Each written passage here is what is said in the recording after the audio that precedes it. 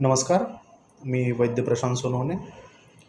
आपण आज बघणार आहोत इन्सुलिन रेझिस्टन्स या डायबेटिकमधल्या एका कंडिशनबद्दल. बऱ्याच वेळा आपल्याला डॉक्टर सांगतात की इन्सुलिन रेझिस्टन्स आहे, त्याच्यामुळे तुमचं शुगर कंट्रोल होत नाही आहे किंवा तुमचं वेट पण खूप जास्त वाढत आहे. तर एक्झॅक्टली काय होत असतं की इन्सुलिन रेझिस्टन्स तुम्हाला डेव्हलप कसा होतो?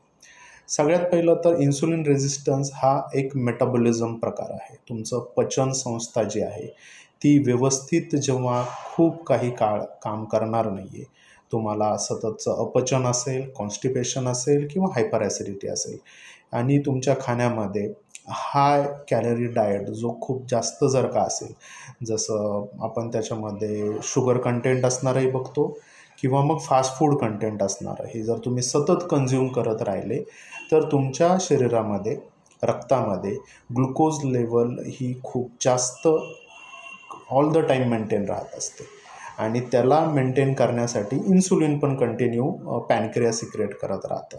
एका सर्टन पॉईंटनंतर ते इन्सुलिन त्या ग्लुकोजचं मेटाबॉलिझम करून एनर्जी रिलीज करण्यासाठी कॅपेबल राहत नाही. हा प्रकार कुठून डेव्हलप होतो? हा प्रकार डेव्हलप होतो तुमच्या कंटिन्यू मेटाबॉलिझममध्ये येणाऱ्या किंवा पचनसंस्थेमध्ये येणाऱ्या त्या वीकनेसमुळे.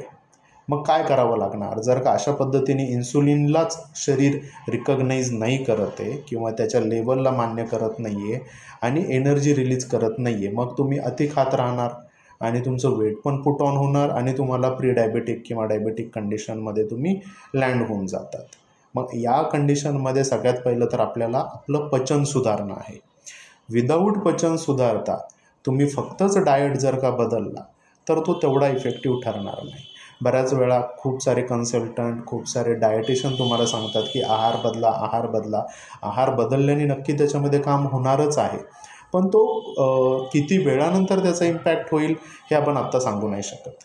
मग त्याच वेळेस जर का तुम्ही तुमची पचनशक्तीवर काम करायला चालू केलं आणि पचनशक्ती तुमची खूप चांगल्या पद्धतीने काम करण्यासाठी त्यासोबत व्यायामाची जर जोड दिली तर डेफिनेटली तुमचं चयापचय जी क्रिया आहे ती खूप पटकन बूस्ट होते आणि त्याच्यामुळे तुमचा जो रेझिस्टन्स आहे, इन्सुलिनला जो रेझिस्टन्स आलेला आहे तो कमी व्हायला सुरुवात होते.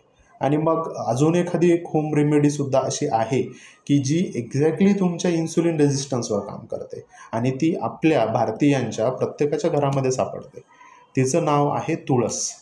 हो, आपल्या ज्या अंगणामध्ये आपण तुळस लावतो त्या तुळशीची 4 पानं किंवा 5 पानं रोज रात्री जर का तुम्ही पाण्यामध्ये भिजू घातली आणि सकाळी उठल्यानंतर ते पाण्यासहित ते तुम्ही ग्लासभर पाणी जर का पिऊन घेतलं तर असे अल्कलॉइड्स आहेत जे तुमच्या पचनशक्तीलासुद्धा बूस्ट करतात आणि ते स्पेसिफिकली इन्सुलिनवर काम करतात. या व्यतिरिक्त तुम्ही आयुर्वेदिक कन्सल्टंटला भेटून तुमची पचनशक्तीसाठी असणारी काही औषधं, तुम्हाला जो त्रास होतो आहे ती नॉर्मलला आणू शकता. पंचकर्मसद्वारे स्वतःचं शरीर डिटॉक्सिफाय करू शकता, ज्याच्यामुळे तुमची पचनशक्ती खूप चांगल्या पद्धतीने नॉर्मलला येऊन काम करते. असे जेव्हा तुम्ही 1, 2, 3 प्रकार एकत्रितपणे वापरायला लागाल तर तुमची 100% ग्लुकोज लेवल किंवा डायबिटीजचे कॉम्प्लिकेशन हे कंट्रोलमध्ये यायला चालू होतात आणि लवकरात लवकर तुम्हाला शुगर रिव्हर्स करायला मदत होते. अजून काही माहिती हवी असेल तर आमचं चॅनल अशाच पद्धतीने फॉलो करत राहा, शेअर करा, सबस्क्राईब करा. धन्यवाद.